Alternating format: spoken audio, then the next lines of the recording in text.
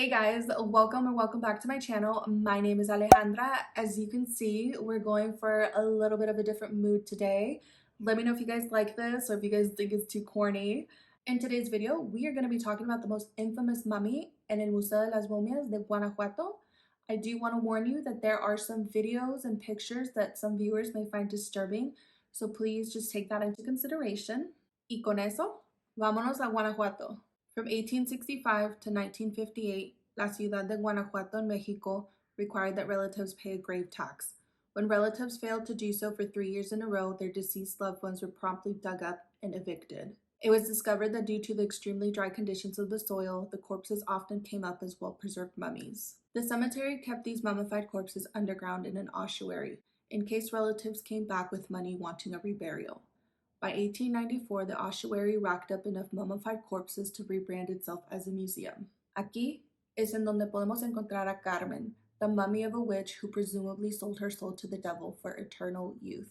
Legend says that Carmen was a beautiful woman who lived in el Callejón Cabecita cerca del Panteón de Santa Paula en la ciudad de Guanajuato, México. In her youth, Carmen's beauty was something to be envious of, y por eso siempre tenía pretendientes y nunca quería por nada.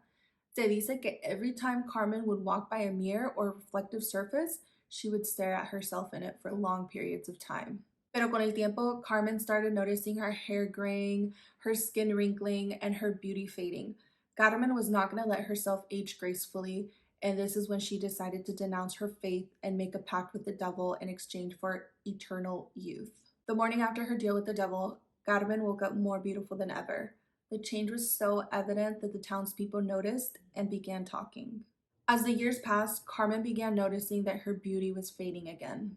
Pero esta vez Carmen no fue directamente con el diablo. En vez, empezó a caminar los cerros and going into cemeteries at night, opening and digging up graves to find materials to use for her ritual. The townspeople kicked her out of the cemetery several times, and they had enough. La acusaron de brujería. Una noche, a group of people showed up at Carmen's house with machetes and torches. They dragged Carmen out onto the street in front of a church official. The church official gave the immediate verdict que Carmen era una bruja, and her punishment would be to be buried alive. Esa misma noche, Carmen's hands were tied and rosaries put around her neck. She was locked in a metal cage and lowered into the ground. Carmen was buried alive. When Carmen's mummified body was put on display, it was decided that her body would be kept in the cage. As the museum began to draw bigger crowds, people would put rosaries and crucifixes on the cage. Those who visit Carmen will notice that her hair, nails, and clothing are still perfectly intact.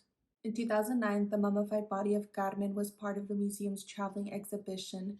It was lent to the U.S. to be put on display in major U.S. cities for 4 years. Upon returning to Mexico, el presidente municipal de Guanajuato, who greeted the mummies at the airport, decided that he wanted to look at Carmen. He demanded that Carmen's mummy be unveiled right there on the tarmac. The politician, who said he didn't believe in superstitions, went against all warnings he was given.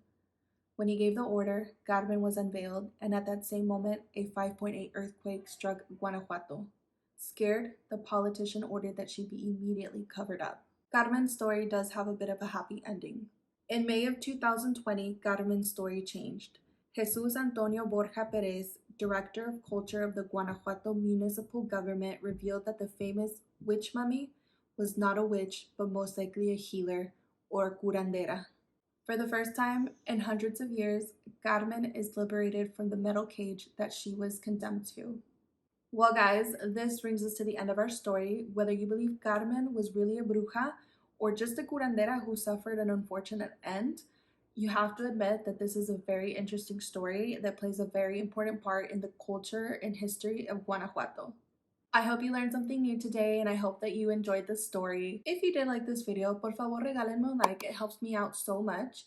And if you want to see more videos like this, make sure that you subscribe and hit the notification button so that you know when I post new videos. With that said, I'll see you guys next time.